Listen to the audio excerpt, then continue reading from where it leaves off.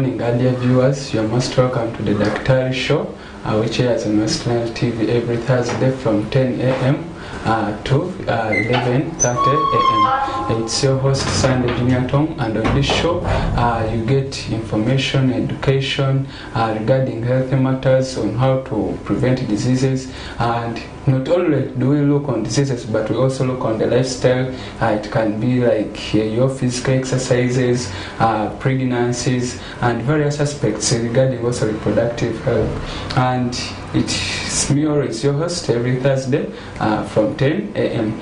Last week we were discussing on the preparations a woman is supposed to do when she's almost feeling or she's about to give birth. And today we have a specialist who is going to further lead us through the modes, the different types of delivery, the normal delivery, which our women say here they do, and also the C-section or cesarian section. Commonly our people here we say like maybe my woman has been taken to the theater or for operation, and we are this specialist or expert is going to explain to us what are the factors which can push your woman not to have a normal delivery and going to an operation or a Caesar. She's going also to give us further information, so I request you'll be with us from the start till the end, as it will be an entertainment session for you, our viewers, to get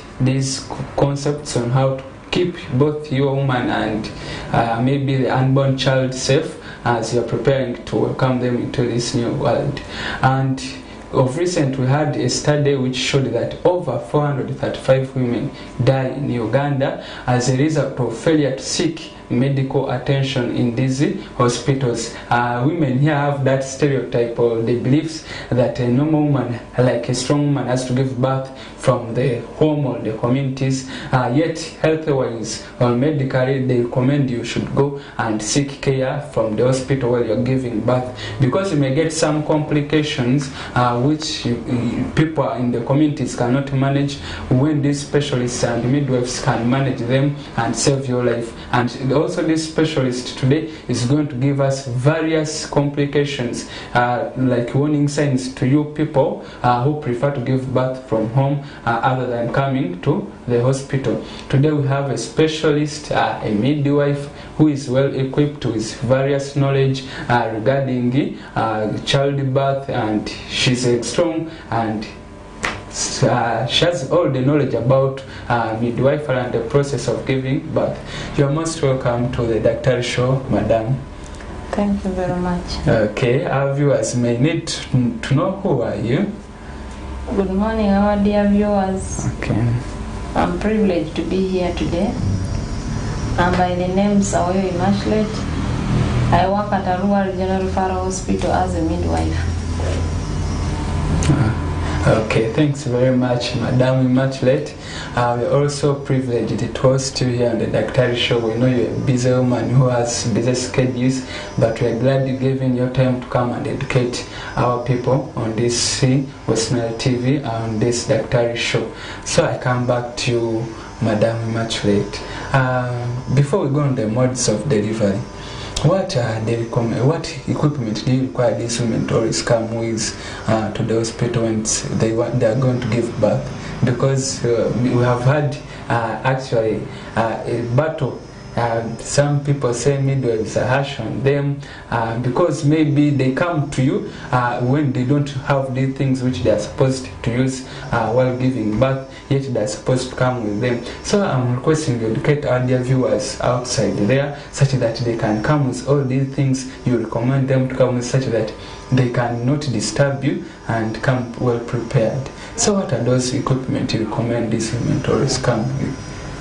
Yeah, thank you very much. Among the requirements we want a pregnant woman to come to the hospital with during labor, to start with her own things, that's the clothes, the attendant she's coming with, should be a person who can be able to act during time of emergency. That's when, if we want something like drugs now and out of stock in the hospital, if you want something to be bought from out, that attendant can quickly run and pick for us those things that we want. Then you have to come with your bag, you have to come with your clothes, you have to come with some money in case what we need to use is not available in the hospital. You can easily purchase it from the outside pharmacies.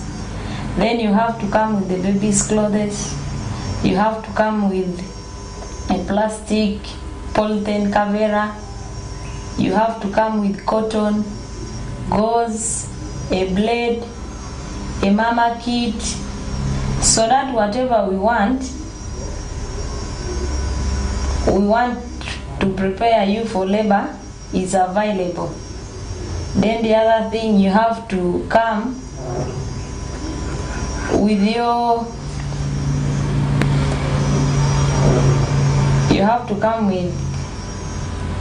your husband or a person who can give us a consent of what mode of delivery you want to have, so that we can be on one page and help you. Okay, thank you very much, Madam Immaculate. Again, I come back to you before we go further into these modes of delivery you have talked of. I had you emphasize that point of the husband. Our husband there in the community, they have the fear of seeing their women giving birth. How can you advise them about that? Yeah, that stereotype is there, that men don't want to come to the hospital always because they fear being shouted at. But the importance of you being there, seeing your wife give birth, it will encourage her. Even when pain is there, even when things go wrong and turns into an emergency, she will see you there. That emotional support will inform us how good or how better you will live with your newborn child after delivery. So that's why we require men to be around, so that even if we need some money for purchasing drugs on time, it is better the husband picks that money, because sometimes the caregivers that these mothers come with during labor, they are not informed of what cultures are in the hospital or what we need. Some of them are old women who cannot quickly run to go and buy whatever we want. But at least if the husband is around, and a quick decision can be taken by him. Since women fear that their husbands have to take decision for them, they are not strong decision makers. Thus we need the husband to be there, so that you can encourage your wife emotionally, spiritually, physically, and all others. Okay. Thank you. Thank you so very much, Madam Immaculate. Still on that aspect, we have seen the community and the society tell women that the women who go to the hospital to deliver from there, they are cowards, and also that they want them to deliver from the communities or our societies outside there. How true is it? How do you recommend it? People to always give birth from communities, that because it will show they are strong, or? No. Yes. All pregnant women are encouraged to deliver from the facility, because in the facility there are trained health workers who can help you have your baby well, and even the mother will be well. In case of any complications, a midwife or a trained health worker can be able to help you out, so that you don't lose your baby or you don't lose your life during childbirth. In the community, there are those traditional birth attendants who are not well trained. They cannot see any complication. In the past, they say that women who deliver at home are very strong, but it's a lie. Women who deliver in the hospital are strong, because when a trained health worker delivers you, risk of complication is reduced. That is to say, when she detects that the baby is not doing well, the quick decision will be taken to do a cesarian section for you, in order to save you, your life, and the life of the baby. So all mothers are encouraged to come to the health facilities to be attended to by professionally trained health workers. Okay. Thank you. Thank you also, Madam Immaculate. Hope our dear viewers, you are noting it. Going to the hospital to deliver from there doesn't show you are weak, but you are doing this in case of any complications to protect both the life of your woman and also the life of the unborn child. So our men in the communities there, she has encouraged us to support our women. We take them to deliver from the hospital. In case of any challenges, these trained professionals, these health workers, these strong midwives will be there to attend to our women and also our unborn children. Thanks very much, Madam Immaculate. Okay. Then again, I come back to you. What are the various types or the modes of delivery which are there in the community, in the hospital? Sorry. Yeah, thank you very much. We have majorly two types of delivery, modes of delivery. One is a normal delivery, referred to as a vaginal birth. Then the other is a cesarian section. That's when your womb is cut open and they remove the baby. Majorly, those are the two modes of delivery. Okay. Then also, still on that discussion, we see some women. Also, maybe let me also bring it as a stereotype from the community. When the community hears that like a woman has gone for a cesarean section, they have a perception that that woman is less at pushing. Is it true? No. Okay. So maybe how you try to elaborate it for our viewers. So on cesarean section, yes, we have two types of cesarean section. One is planned. That is to say, it is an elective cesarean section. Then the other one is emergency cesarean section.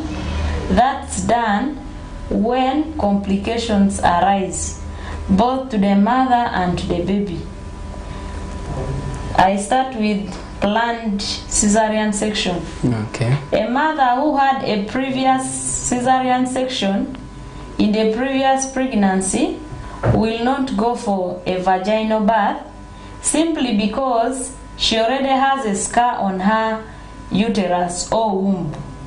So if that mother is allowed to go through the normal birth process, the womb might open. That's when we call it a ruptured uterus. The baby can fail to come out. The baby can get tired. The placenta where the baby is feeding from might get detached. Then the mother herself will be exhausted. Then when all those things happen, when all those things have happened in the previous pregnancy, that mother, if she has now a current pregnancy, cannot be allowed to go through the normal birth process. Instead, a doctor, a trained medical personnel, that's a doctor or a gynecologist, schedules her for a planned cesarean section or elective cesarean section. She's given time to prepare herself so that she can come early before the labor begins to prevent the complications. Then an emergency cesarean section is the one which is done when a mother has developed complications.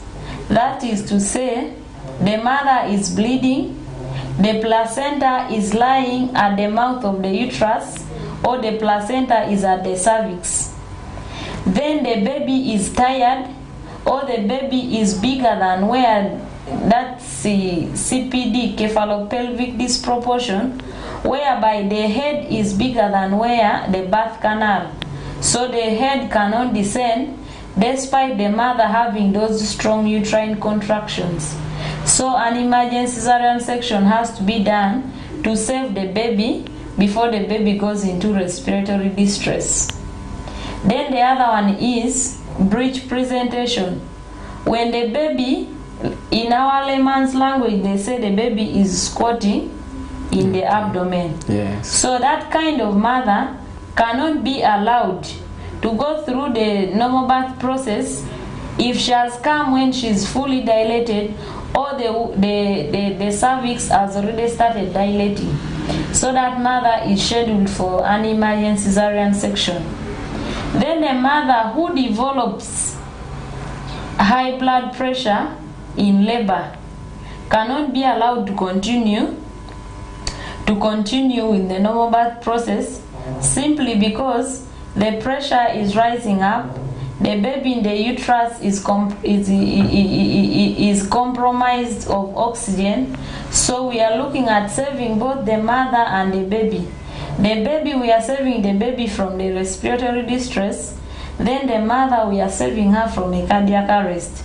Because when your pressure is high, the heart is compelled to work 2 times more than the normal way it is supposed to function. So to reduce all that, that's when when a mother is taken for a cesarean section. Then there is one we call bleeding. A mother comes from home, she's bleeding, and when a scan is done, the placenta will be at the cervix. That's APH. It can be placenta previa.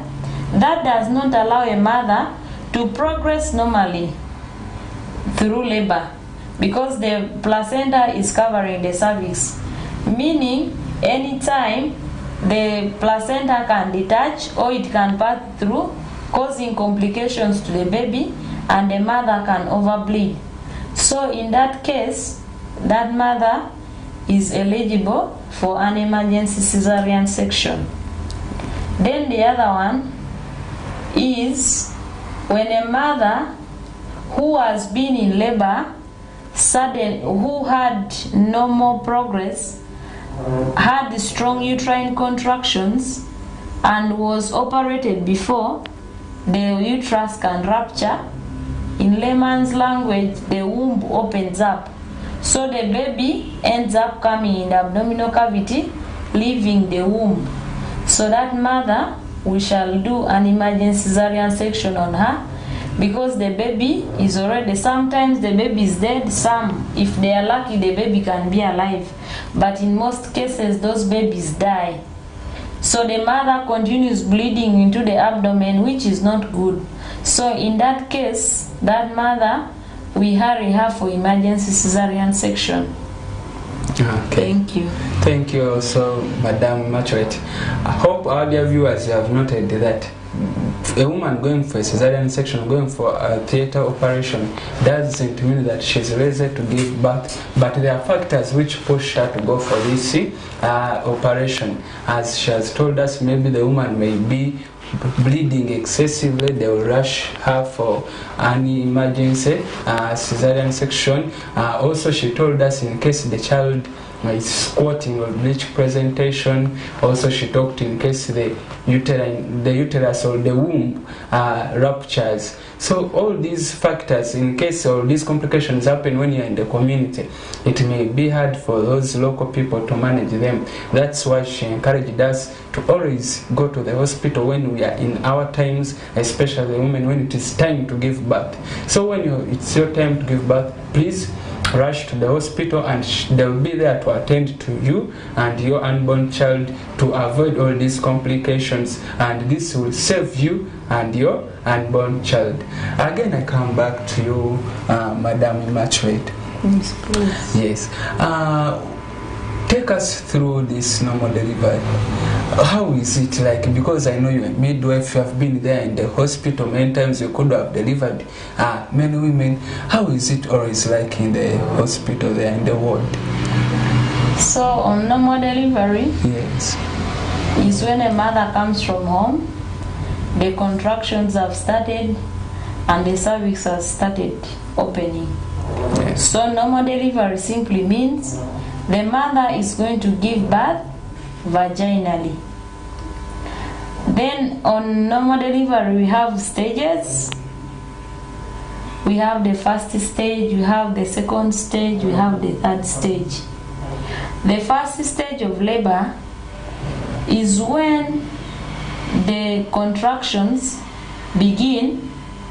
start, and the cervix begins to open. So that starts from that time until your cervix has opened up to 4 centimeters. That's first stage. Then second stage is when your cervix has dilated from 4 centimeters to 10 centimeters until the baby is out. In between second stage and third stage, we have a stage which is transition stage. A transition stage is when a mother has strong uterine contractions which last up to 1 minute, and the cervix continues dilating up to 10 minutes. So during this time, the mother has strong uterine contractions which cannot enable her to sit down, which make her sweat. Sometimes others vomit, then some others start crying because the pain is unbearable between that time. Then we have the delivering stage. That's the birthing time. During the birthing time, our cervix is already 10 centimeters dilated, the membranes have ruptured, the presenting part, that is the head, is already in the low cavity.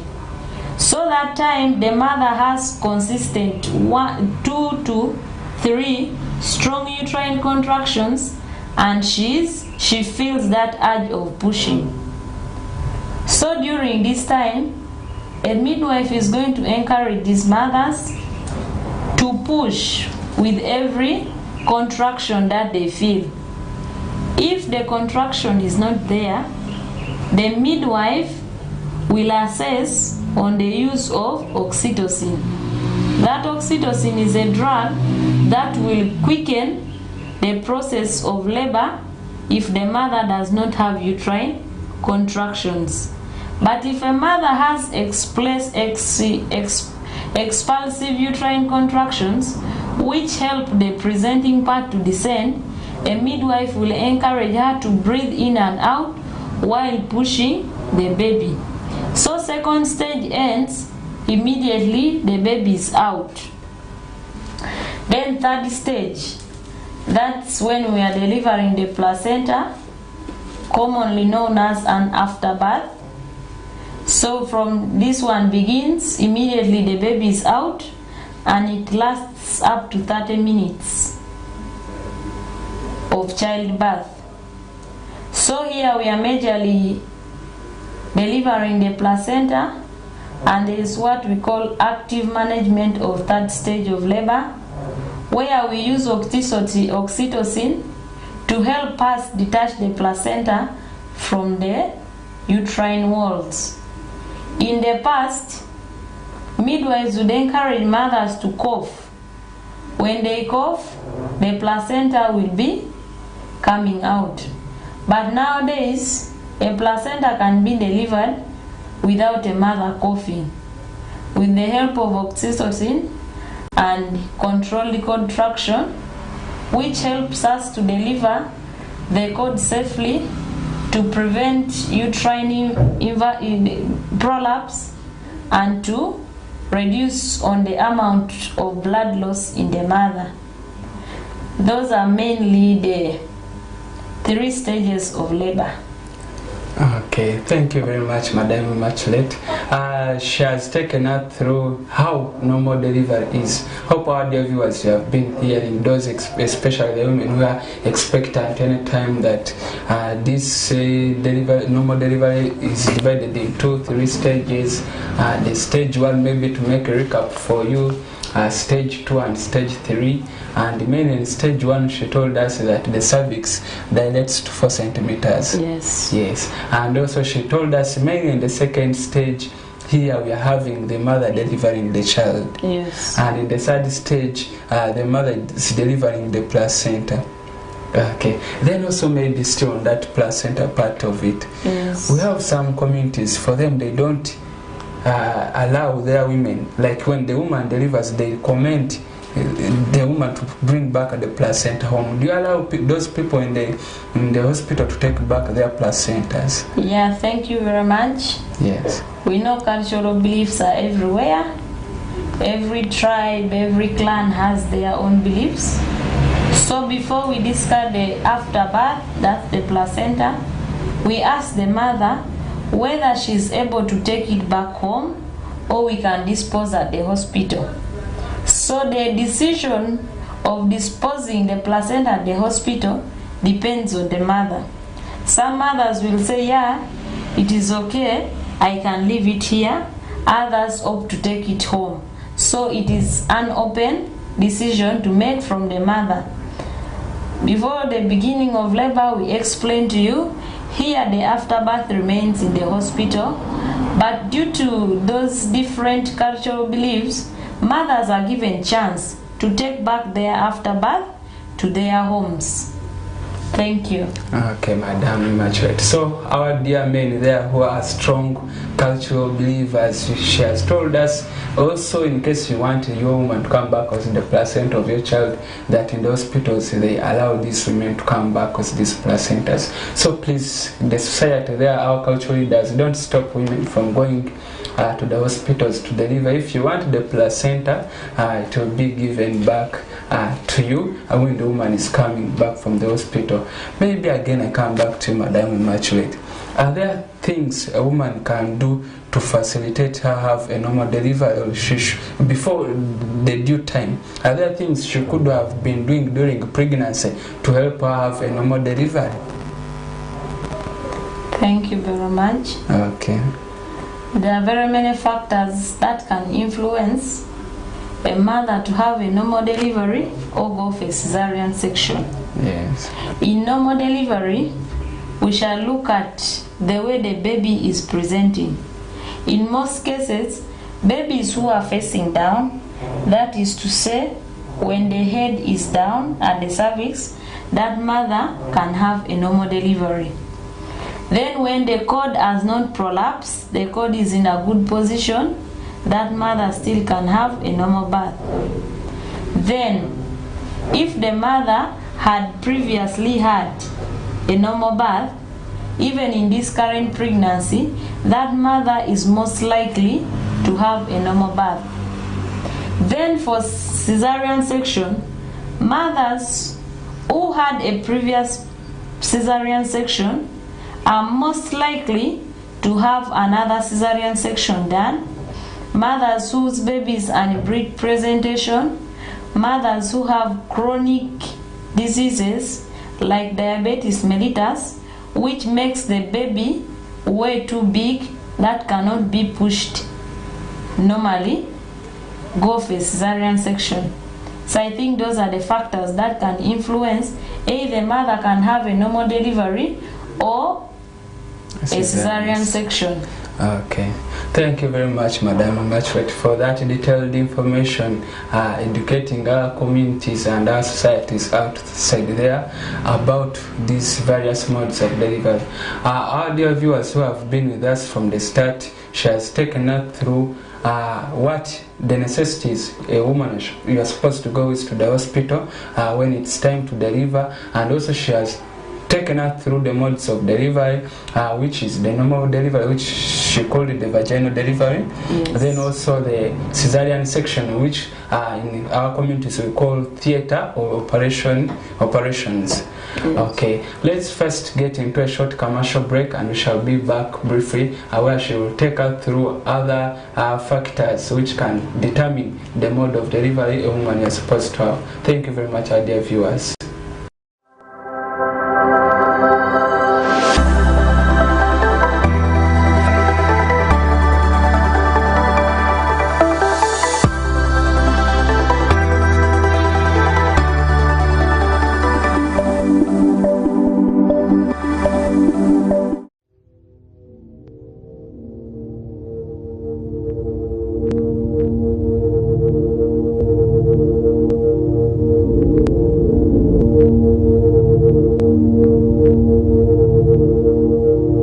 Westnile TV, lighting up the region.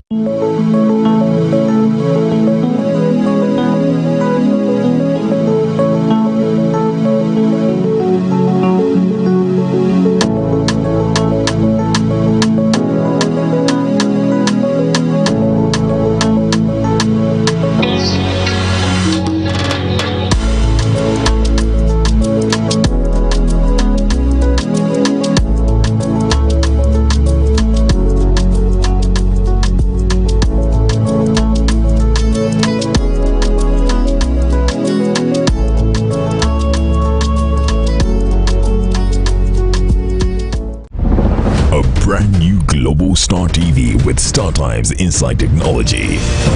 New TV innovation with an inbuilt decoder that connects you to both StarTime's antenna and satellite signal. With StarTime's Inside Global Star TV, you can enjoy over 300 local and international channels, 1 month StarTime's highest bouquet for free, automatic system update, more benefits, more affordable. StarTime's Inside Global Star TV is available in all StarTime's branches and dealers countrywide. StarTime's Inside, entertainment inbuilt.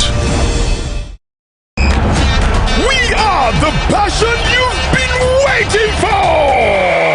It's Yunus Junior Santamo!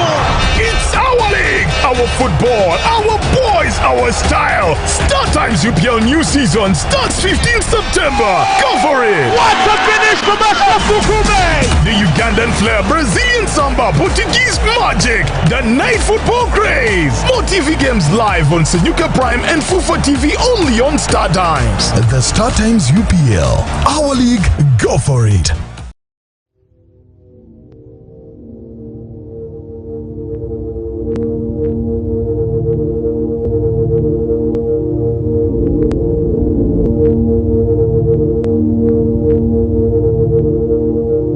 Westnile TV, lighting up the region.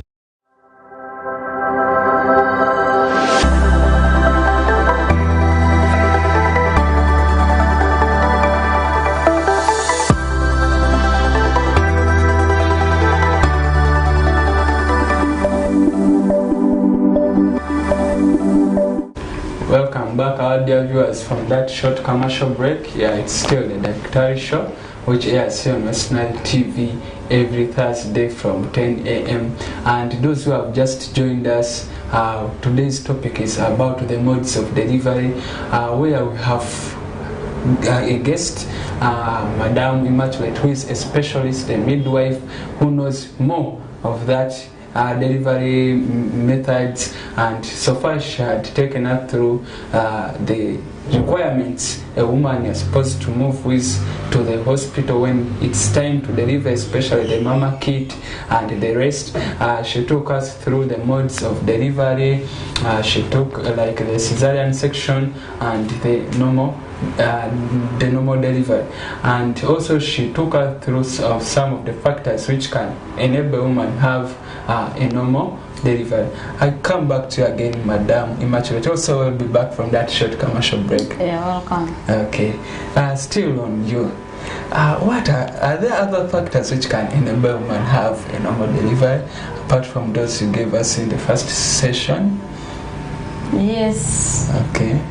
To add on the previous ones, we have nutrition. Okay. In nutrition, we majorly talk about if a mother during her childhood was not fed well, she got malnourished, the bones did not fully develop. So it will affect her pelvis. Those bones would not have fully developed, making it hard for her to have a normal vaginal birth. So that will lead her to a cesarean section. Then we have mothers who have been exercising, keeping their weight in check, they are physically fit. Those mothers, without any other complications, are able to have a normal birth. Okay, thank you very much, Madam Immaculate. Hope our dear viewers, you are not in date. In case you have your child, maybe the girl child, yes, maybe still in the young ages and adolescent ages, she has recommended us to feed well these future mothers, such that their bones can develop very well, such that when it reaches the time to deliver, they are strong enough to push these babies. Okay, thank you very much, Madam Immaculate. In the first session also we had finished when we had received our baby. Yes. Okay, maybe what are some of the advantages of a normal delivery? There are various advantages of having a normal delivery. One, it takes a shorter time. That's to say, when a mother comes in with contractions, the cervix is opening well, The duration of labor does not take too long before the baby arrives. Then it helps the mother and baby to bond. Then it quickens breastfeeding, because immediately this baby is born, is put skin to skin contact with the mother. That's when our bonding begins, and our breastfeeding is started immediately. Then the other one, it has less complications compared to the bleeding, compared to the longer hours the baby is coming and the baby is getting respiratory distress. So if a mother goes through that normal birth process, all those things will not happen. Then it is a bit cheaper, because the drugs used after the normal delivery are found in the hospital. Then it creates a good positive after birth relationship between the midwife and the mother plus her family. Yes. Thank you. Okay, thank you very much, Madam Machlet. Hope our dear viewers, you are noting the advantages of having a normal delivery, and all this comes back when you are still raising your girl child home. Feed her well, such that she can be strong enough to push these babies. When it's her time to deliver, you may be grandchildren, as our specialist here, Madam Machlet, has told us. Maybe I come back again to you, Madam Machlet. Are there some complications which arise in case, maybe those abnormalities which arise in case a woman is having a normal delivery, which our viewers which you would wish our viewers to know? Yes. Okay. The complications of a normal birth. Sometimes there is overbleeding. Then there are vaginal tears. Then when the labor takes very many hours, there is pain compared to a mother who will be done a cesarean section. Then there is cord prolapse. The cord can prolapse.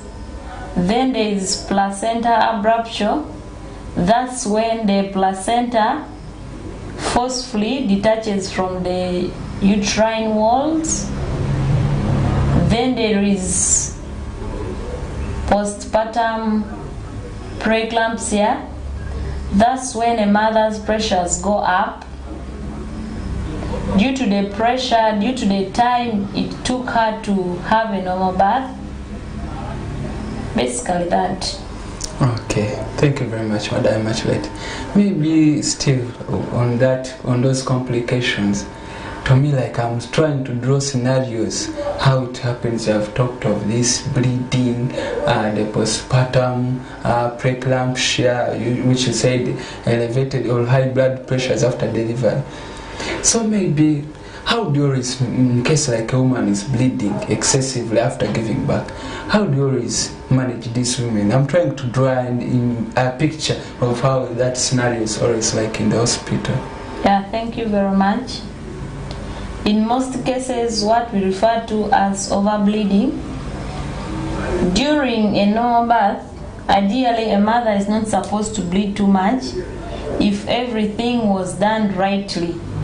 If we exclude there is no tear, the uterus is hard, or it is involuted, or it is contracted, meaning that everything which was concerning the baby, pregnancy, placenta are all out, we don't expect that mother to bleed so much. What we term as overbleeding is when a mother changes more than 3 pads, or a mother who has fainted or is feeling dizzy. That's what we refer to as overbleeding. Okay. So when we detect such a mother, we take her back, we assess her, we find out what is the problem. Does the mother have a bleeding disorder? Does the mother have a tear which was not seen? Does the mother has a cervical tear that was not realized? Or the mother's uterus has failed to contract.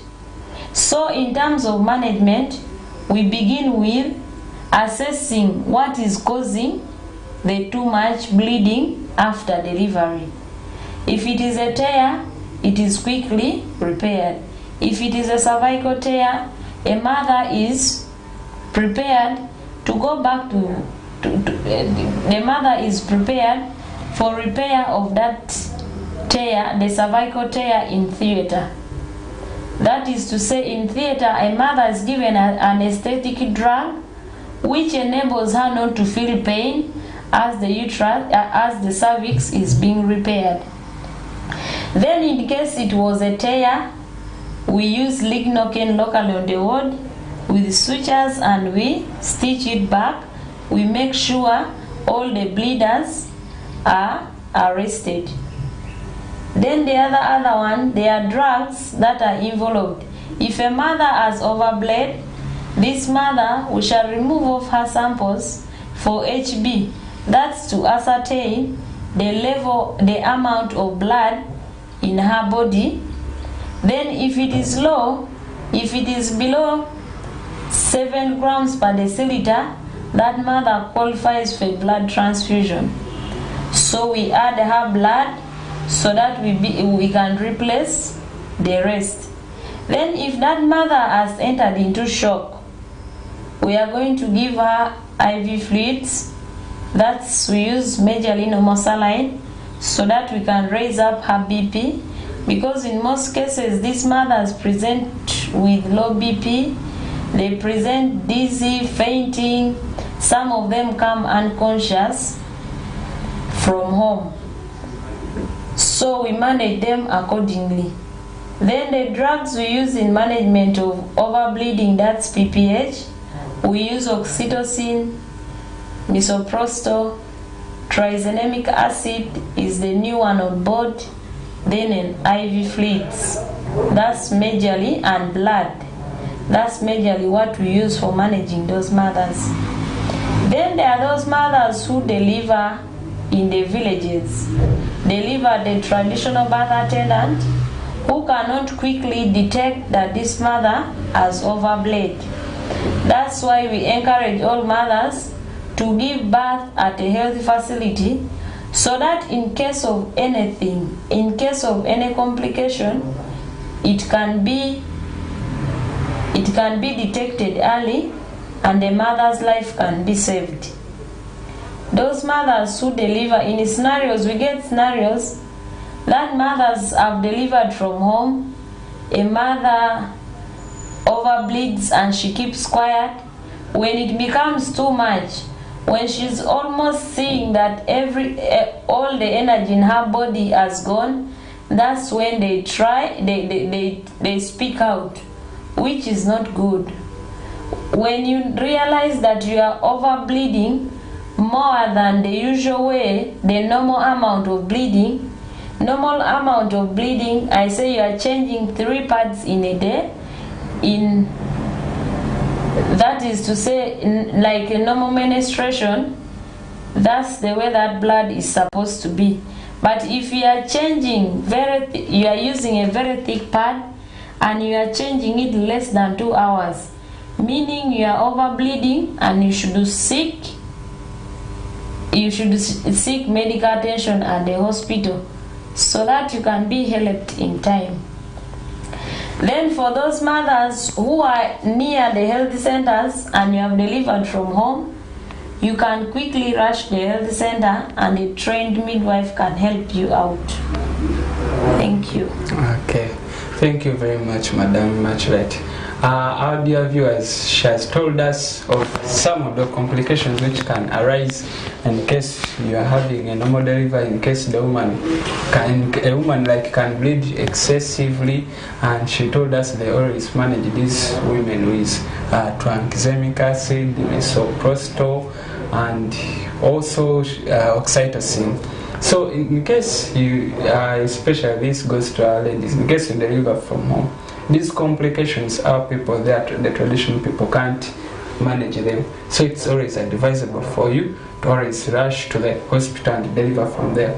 Then also in case it happens to you when you are near a health center. She has encouraged us to always rush to the health centers such that these specialized midwives can attend to you and save your life and also the child, the baby.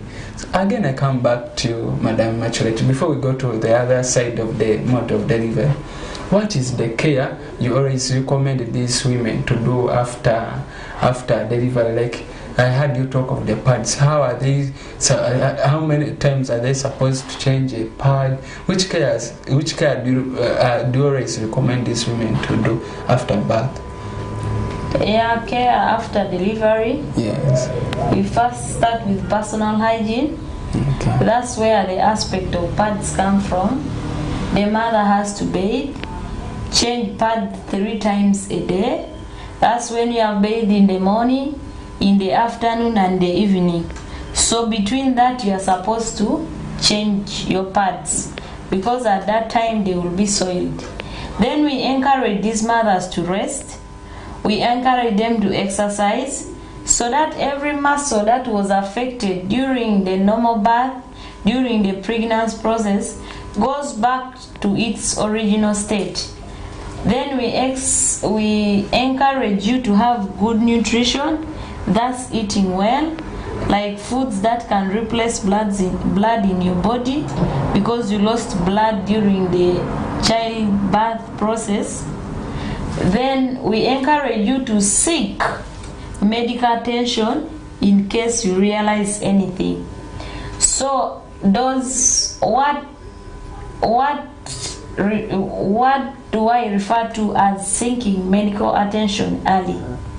Is when complications occur, when you feel you cannot see, when you are weak, you are dizzy, you have fever, you are convulsing or fitting. You are supposed to come to the facility and we see and we assess you of what, and we carry out investigations to find out what you are going through. Because most especially in postpartum, we have these mothers who present with high blood pressure. So high blood pressure in postpartum, a mother will tell you she cannot see. That's the first sign. Then the second one, there will be swollen limbs, both the hands, the legs, a puffy face, a face that is swollen. Then she will have severe headache. Some of them might convulse or fit. That's high blood pressure. So in case of all those signs, any of those signs and symptoms, you can come to the health facility so that a trained personnel can assess you and give you treatment accordingly. Then the other thing in postpartum, there is overbleeding, which I earlier talked about. So you need to come to the health facility in time so that you can be helped and managed early. Then on the side of the baby, we encourage you to complete the immunization schedule of the baby. That's to say, some mothers deliver over the weekend and they cannot access immunization services. So that mother is encouraged to come back on a weekday so that the baby can be immunized to prevent other diseases, polio, measles, then others. Then you have to breastfeed the baby, exclusive breastfeeding done from 0 to 6 months without giving anything, without giving food, without giving water. The baby is only on breast milk from its first day of life to 6 months. Then you have to take care of the baby well. That's the baby's cot. You have to clean the baby's cot. You have to change the diapers of the baby. You have to keep the baby warm. Majorly that. Alright, thank you very much, Madam Machulet. Hope our dear viewers, you are noting, in case you deliver or you are expectant to deliver, she has given us a detailed care a woman you are supposed to do after birth, both to you, the mother, and also the baby. I heard you talk about this breastfeeding aspect. Actually, even before we go to the breastfeeding aspect, we are told, we have myths in the society that when the mother gives birth, the midwives get the baby, they put the baby on the chest of the mother. What could be the relevance of that? That is called skin-to-skin contact. Yes. When the baby is born, instead of putting a cloth, we put the baby direct to the mother's skin, so that it creates a bond between the mother and the baby, and it provides warmth.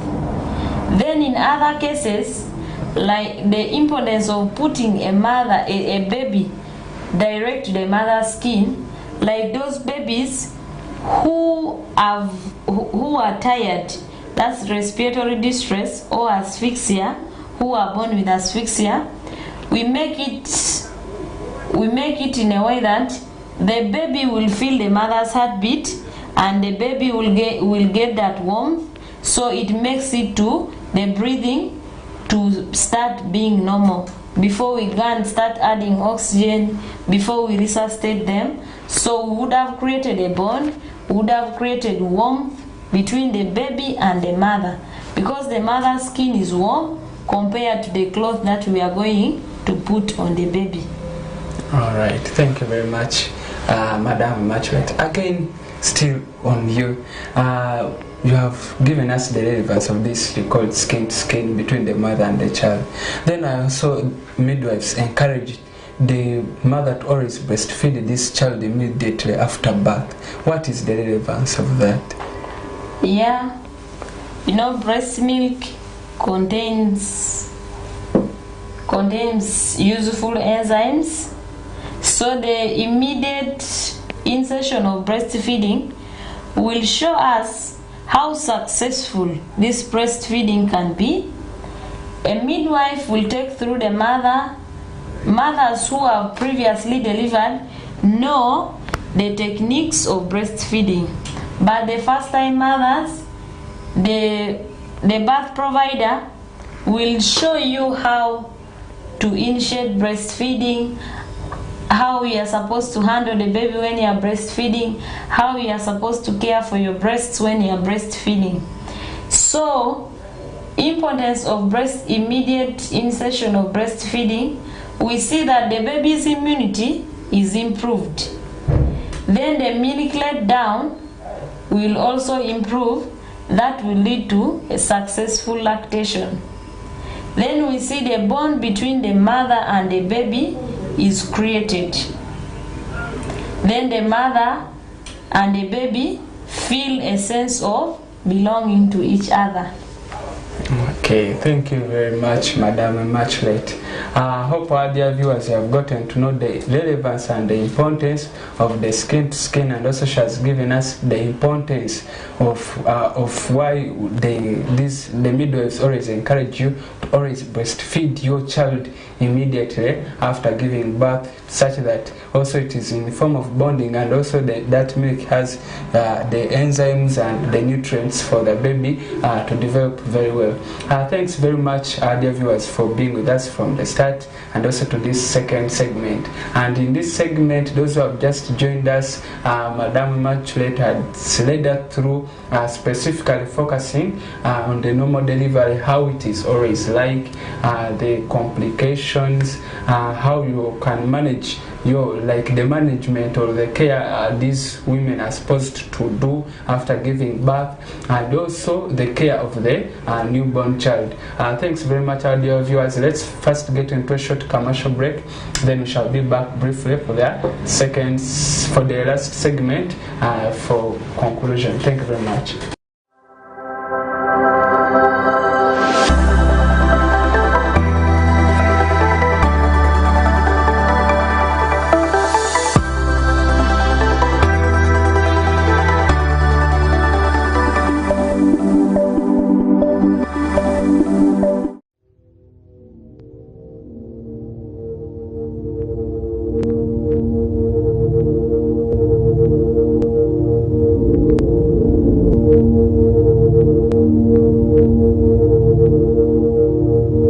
Westnile TV, lighting up the region.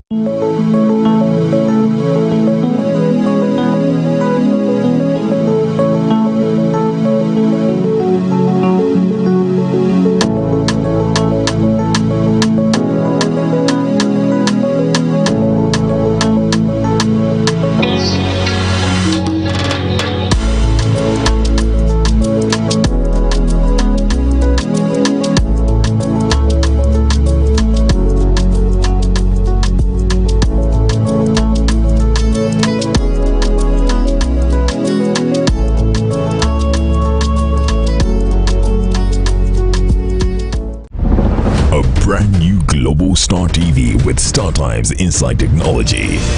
New TV innovation with an inbuilt decoder that connects you to both StarTimes antenna and satellite signal. With StarTimes Inside Global Star TV, you can enjoy over 300 local and international channels, 1 month StarTimes highest bouquet for free, automatic system update, more benefits, more affordable. StarTimes Inside Global Star TV is available in all StarTimes branches and dealers countrywide. StarTimes Inside, entertainment inbuilt. We are the passion you've been waiting for!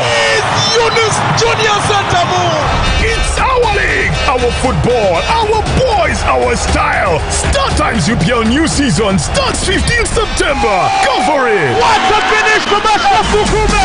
The Ugandan flair, Brazilian samba, Portuguese magic, the night football craze. More TV games live on Senyuka Prime and Fufa TV only on StarTimes. The StarTimes UPL, our league, go for it.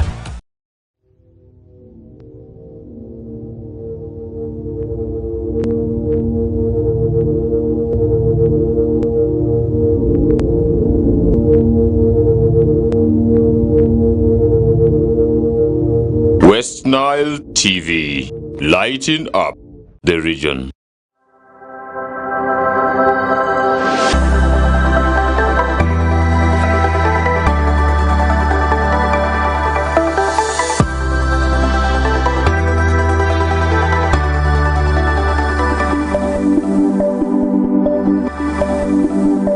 Welcome back, other viewers, from that short commercial break. It's still the Daktari show on Westnile TV, and this show always airs on Thursday from 10 a.m. to 11:30 a.m. and it's an educative show which brings you information regarding health and how you can manage yourself, and it's all about living a healthy lifestyle. And in the first segments, those who have just joined us, we have been talking about the various modes of delivery, and our specialist here, Madam Immaculate, a specialist midwife from our regional referral hospital, has been taking us through step by step, process by process, the people say. Then in this segment, Madam Immaculate, we would like to know, what are the factors which push the women there? Like in case the woman has come very well in the hospital, normal delivery fails, then you say this woman is supposed to go for a cesarean section. What are the factors which lead which enable you conclude that this woman needs to go for a cesarean section? Yeah, thank you very much. To start with the cesarean section, maybe I have a brief recap. Yeah. Cesarean section, majorly there are two types, planned and emergency. So in this case we are talking about emergency cesarean section with a series of complications. A mother who walks in for a normal birth at the hospital can get complicated at any stage of labor.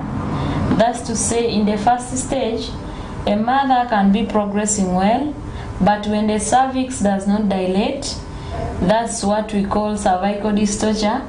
If the 3 consecutive assessment of cervical dilatation remains below 6 centimeters, this mother will be diagnosed with a cervical dystocia, meaning she will not have a normal birth, but she will go for a cesarean section. Then mothers who have been having a normal birth process and they get prolonged labor, Prolonged labor can be caused by fetal factors or maternal factors.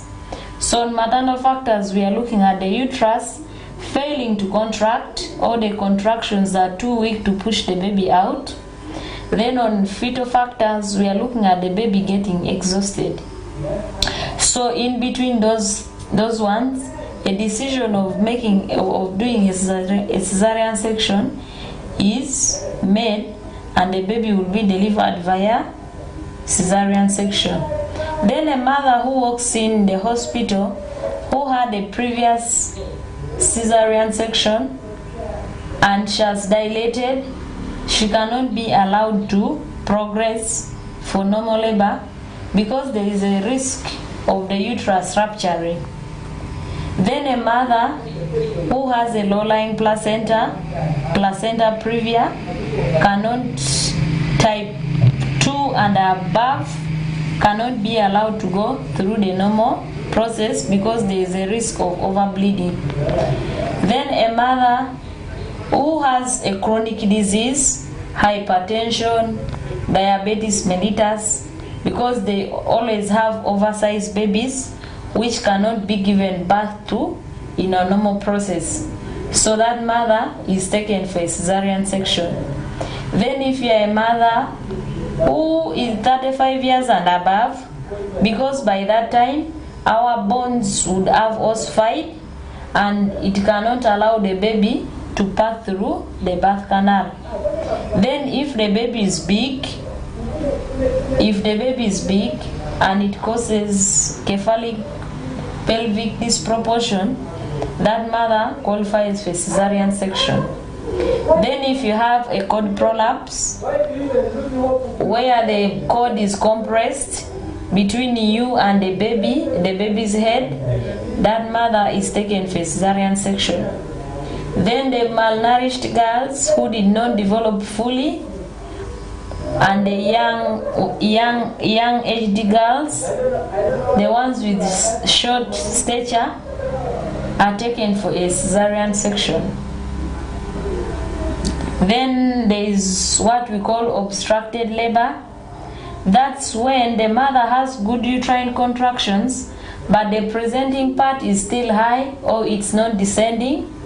Then we have a transverse arrest. That's when the baby's head is arrested by the ischiospines of the mother, which are either prominent, or the baby's head, the ischiospines are prominent. So all those mothers, and there are those mothers who stay long in second stage of labor, with the baby getting distressed, with the mother getting exhausted. So in order to save the mother and the baby, emergency cesarean section can be done. All right. Thank you very much, Madam Immaculate. Our viewers, you have gotten to know of the factors which can push your woman to not to have a normal delivery, and they conclude she should go for a cesarean section. Me all along, I didn't know that these factors actually can be dependent on the baby. So I thought it's only on the mother. So it's both the mother and the baby's factors. All right. Okay. Thank you very much, Madam Immaculate. Again, still on that aspect, are there some of the advantages which come when a woman is undergoes a cesarean section or an operation? Yeah, there are some benefits of a cesarean section. One, the pain is less. Why I say the pain is less? Because in theater, a mother will be given anesthesia. They use spinal or general anesthesia, depending on the condition of the mother. So when they are doing that operation, it is pain-free. The mother does not feel the pain of the baby being removed from her uterus. Then there is less bleeding, because the bleeding there is controlled. The bleeders are well visible, so the bleeding can be arrested timely. Then the other thing, there is no need to wait for a vaginal delivery, because if a mother has been a Caesar mother, there is no need for her to wait to go through the birth process. Then the other one, it creates good rapport between the mother and the healthcare provider. Then complications are realized early, because if a mother is taken in and she gets a cardiac arrest, God forbid, she gets her BP's rise in theater, you can see people can quickly take a decision, can quickly manage her until that what is arrested. Then in case of overbleeding, it can be managed timely. Those are some of the benefits of a cesarean section. Then we have risk factors. Why a cesarean section should not be done, but in unavoidable circumstances, a cesarean section is the safest to save the life of the mother and the baby. So in the risks of cesarean section, we have organ damage. Yes. One of the organ damages, some of the internal organs are damaged because of the cuts they are going to make on your uterus. They start from the abdomen as they go to your uterus. Then we have the babies getting fractured, the babies getting injured through the process, because some cesarean sections are hard. So you will find the doctor struggling to pull out the baby to save the life of the baby. But in the end, the babies get fractured, which is not good, but it is just the way it is hard. Then there are other mothers who get intestinal obstruction because of these cesarean sections that were done on them. After the cesarean section, there is risk of infection if you have not taken care of the surgical site well. We find mothers using hot water, which is not allowed. Then we find mothers putting herbs on the surgical site, which ends up infecting the surgical site. So mothers are advised to take care of the surgical site, and these are the ways on how you can keep the surgical site. One, to begin with, a mother who has been operated, you are encouraged to ambulate, to do exercise, so that it quickens the healing process.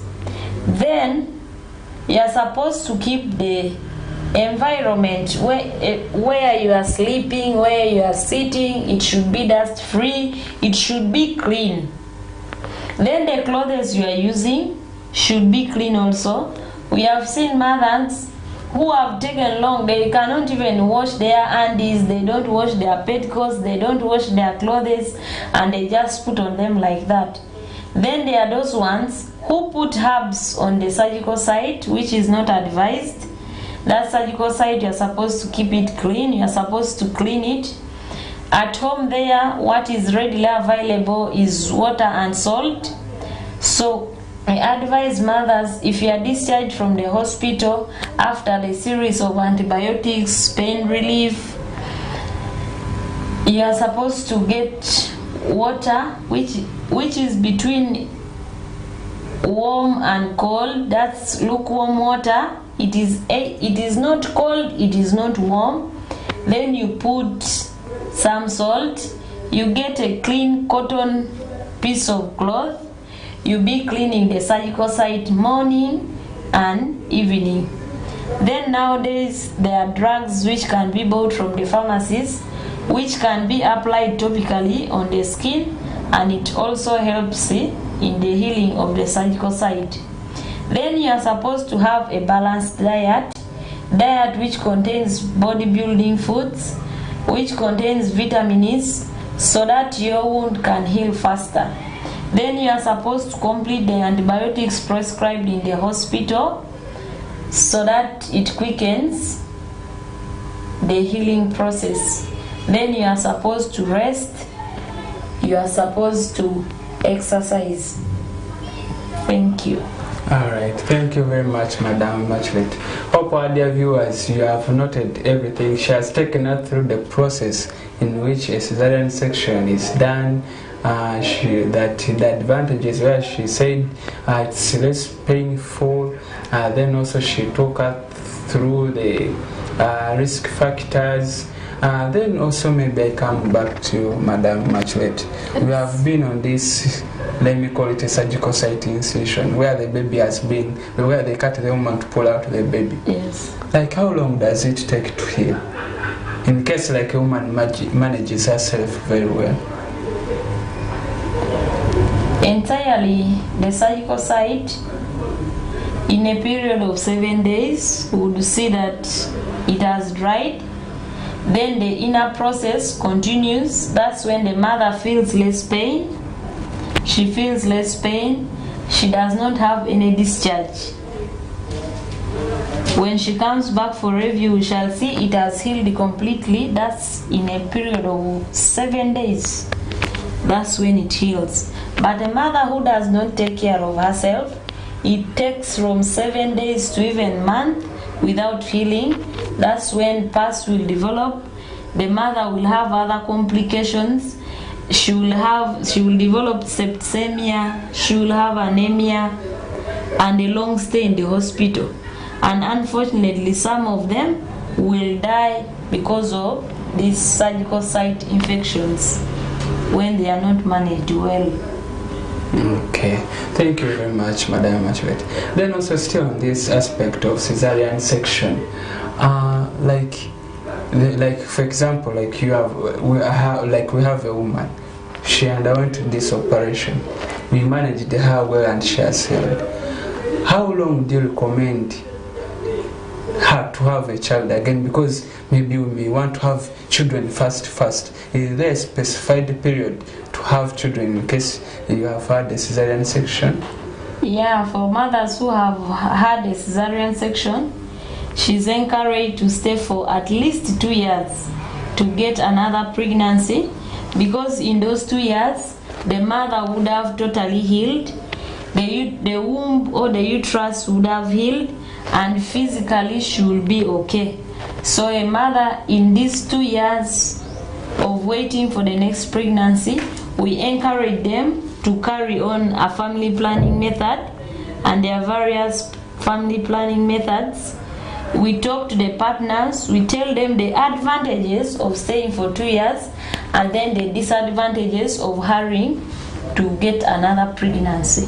Okay, so it's all about healing and preparing the womb. Yes. Okay, then also like in case there are these women like who are unable to have normal deliveries, like she has her first cesarean section, she has the second cesarean section, she has the third cesarean section.